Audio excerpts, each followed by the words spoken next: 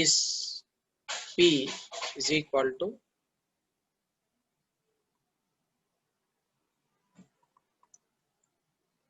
a moving body possesses momentum as the projectile is moving. Projectile is in motion and it do have some velocity. Therefore, a moving body possesses momentum. You can calculate momentum by using formula mass into velocity. And unit of momentum is kg. Velocity unit is meter per second. And we can find out even change in momentum.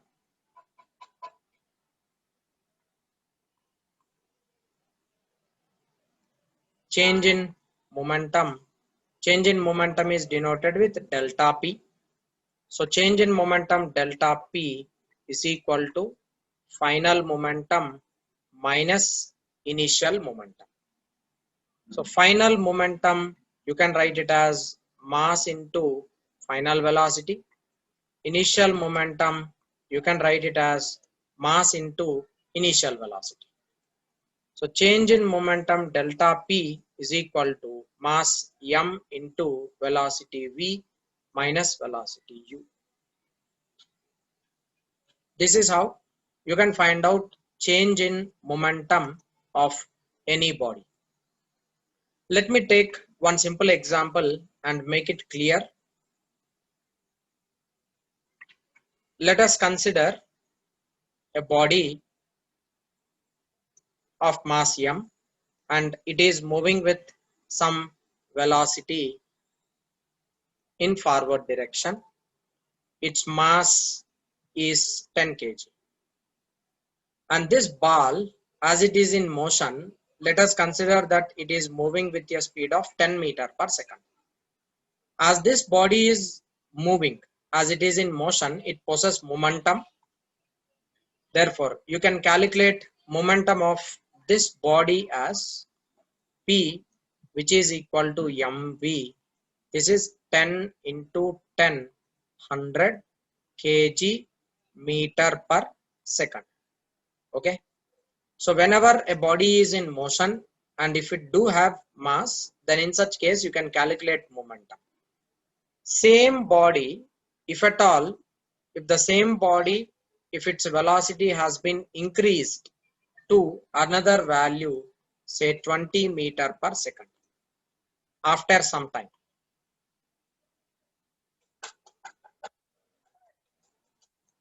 and this is initially. Same body, now its velocity has been increased to 20 meter per second. Therefore, how can you write final momentum? Final momentum is equal to mass into final velocity. This is 10 into 20, which is equal to 200 kg meter per second. Right? Now, change in momentum, it is delta P, which is final momentum minus initial momentum. Final momentum is 200 minus initial momentum is 100. Therefore, change in momentum delta P is equal to 100 kg meter per second. This is what a body is changing its momentum by a value of 100 kg meter per second. And remember, the momentum of your body changes when you are applying a force. About force and relation between force and momentum, we will be learning in Newton laws. That is next coming chapter. We will discuss about momentum and force in detail in that chapter. But for time being, you just remember momentum is mass into velocity. You can find out momentum of a body if it is in motion, and if there is any change in velocity or if there is any change in mass in that particular body, you can find out change in momentum using the formula delta P is equal to final momentum minus initial momentum. So now we will be calculating momentum and change in momentum of the projectile which is taking parabolic path. Now let us consider a projectile is being projected at point A with some velocity, and that velocity is in this direction. As it is moving from A to B, the velocity at B will be directed horizontally, and coming to C, its velocity is directed in this way. As looking to these arrow marks, you can clearly understand that the velocity direction is continuously changing with respect to time. Now at every point you can resolve the vector into components. You can resolve velocity vectors into components. If suppose we are considering that this projectile is being projected with an angle theta, then you can resolve one component along x-axis, one component along y-axis. Similarly, velocity at B, it is purely horizontal, so you need not resolve it because it is along x-axis. Velocity at C is in plane, therefore you can resolve it into x component and as well as y component. I consider that this projectile is being projected with an angle theta whose mass is m. So given mass of this projectile as m and its velocity at this position is u cos theta horizontally, and vertically it is u sin theta. Coming from A to B, as we learned that along x-axis velocity does not change, therefore its velocity is same as it is u cos theta, but velocity along y direction becomes 0 because it is reaching the maximum height. Coming from B to C, velocity along x-axis will be remained same, that is u cos theta as it is, but when it is falling down, velocity increases with respect to time, but it is in opposite direction to that of initial velocity. So you should represent it with minus u sin theta. Upward direction I am taking positive, downward directions I am taking negative. Upward direction I am taking positive, and downward direction I am taking negative. That is the reference of directions of the vectors. So downward at point C, vertically velocity is represented in downward, so you have written it as minus u sin theta. Now let us calculate momentum of the projectile at different positions.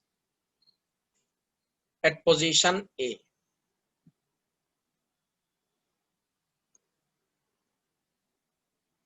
at position A, see, velocity is in plane, so you could resolve that into two components.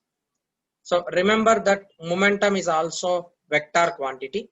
Therefore, as velocity along x-axis and y-axis, they can be resolved, momentum can also be resolved.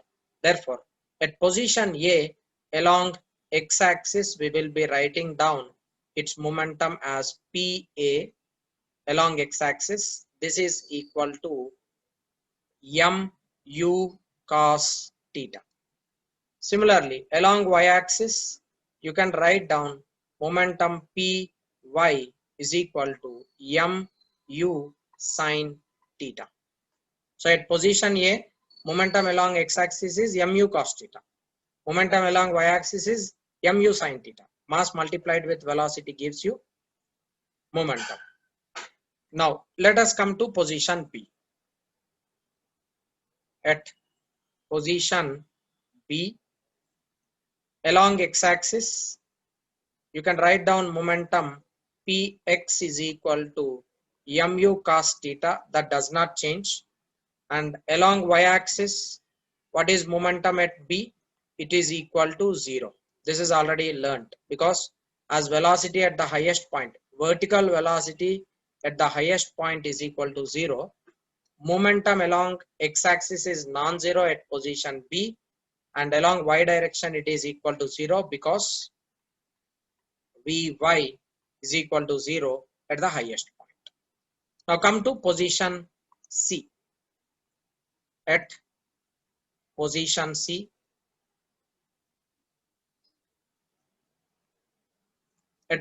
C, along x-axis, you can write down momentum as Px is equal to mu cos theta, and Py is equal to minus u sine theta. This is along y-axis. So at different positions we have calculated momentum. Now you can find out change in momentum of the projectile. It's now time to find out change in momentum. Finding change in momentum.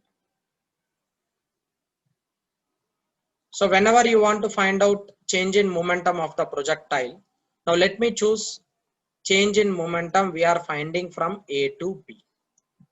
So delta P represents that change in momentum in between the positions A and B. Delta P AB is equal to P final, that is momentum at B, minus P initial, that is momentum at A. Because between A and B we are finding momentum change.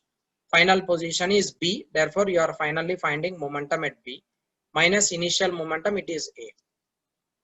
So this should be calculated separately along x-axis, and it should be calculated separately along y-axis because momentum is vector quantity. So delta PAB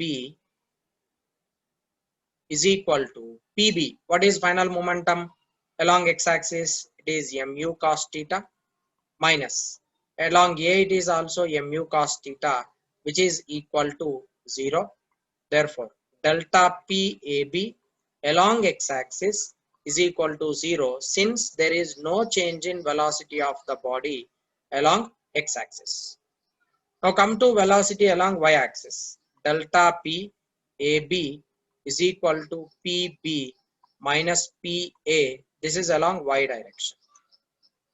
So delta PAB is equal to, what is final momentum at position B along y direction? That is 0, minus what is initial momentum of the projectile at point A along y direction? It is mu sine theta. Already we have calculated that here, mu sine theta. So therefore delta PAB along x-axis is 0, but along y-axis you can write it as delta PAB is equal to minus mu sine theta. That is change in momentum in between A and B. Similarly, you can find out change in momentum from B to C. Delta PBC is equal to PC minus PB along x-axis and y-axis. Separately you can calculate that. So delta PBC you can write it as delta PBC along x-axis will be however equal to 0. Delta PBC along y-axis will be equal to PC minus PB. What is PC? PC is minus mu sine theta, minus PB is equal to 0 because along y direction initial velocity is 0 at position B. This gives you minus mu sine theta, that is delta PBC along y-axis. Similarly, you can even calculate velocities at like momentum change from A to C. So delta P AC is equal to PC minus PA along x-axis and y-axis. Of course, you know that delta P along x-axis is equal to 0 because along x-axis there is no change in the velocity. Along y-axis you can write it as delta P along y direction will be equal to final momentum is PC minus initial momentum is PA. This is along y-axis. What is PC? Minus mu sine theta minus of what is PA? PA is also mu sine theta. Therefore, finally, this is equal to minus 2 mu sine theta. This is change in momentum along y direction. So when you are dealing with change in momentum of the projectile along x-axis, remember that it is always 0. There is no change in momentum along x-axis, so you need not calculate change in momentum of the projectile along x-axis. Along y direction, you can calculate change in momentum, and when it is going from A to B, momentum decreases. From B to C, momentum increases. Concerned with the directions of the velocities, you need to substitute them and you can find out change in velocities of change in momentum of the projectile at different positions. You can calculate change in momentum.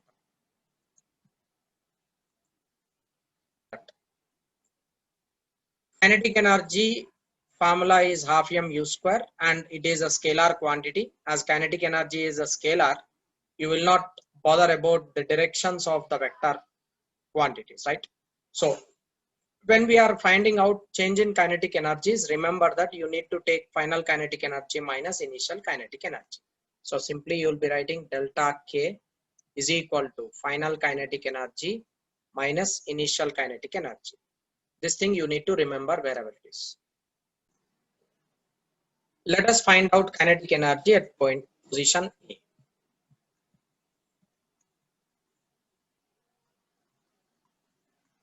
At position A, we have kinetic energy along x-axis as half m. What is velocity along x-axis? U cos theta whole square. Next, kinetic energy along y-axis, it is half m u sin theta whole square. Now I want to find out net kinetic energy, which is sum of along kinetic energy plus kinetic energy along y-axis. This is equal to half m u square. Cos square theta plus sin square theta become 1. So therefore, what is initial kinetic energy? At position A, you have kinetic energy half m u square. That's what initial kinetic energy of the projectile. Now let us see what happens to kinetic energy when you are projecting that body in upward direction. Let us take at position B. As we know, at position B, only x component would be there, y component will be equal to, y component is 0. Therefore, kinetic energy along x-axis is half m u square cos square theta, and kinetic energy along y-axis will be equal to 0 since Vy is equal to 0 at position B. At the highest point, there is no velocity along y-axis, so it will be 0. Therefore, what is kinetic energy at B? It is only half m u square cos square theta. That is at position B. Now come to position C. At position C. At position C, how do you write kinetic energy along x-axis? That is same. Half m u square cos square theta, and along y-axis it is half m minus u sin theta whole square. This gives you kinetic energy along y-axis as half m u square sin square theta. Therefore, net kinetic energy is equal to half m u square sin square theta plus cos square theta will become 1. Therefore, remember at position A, whatever kinetic energy we have got, same kinetic energy you are getting even at position C also. At position A, you have got half m u square. At position C, you have got the same value. But at position B, it is less than the original. Now let us calculate change in kinetic energies at different positions. I can find out delta K AB.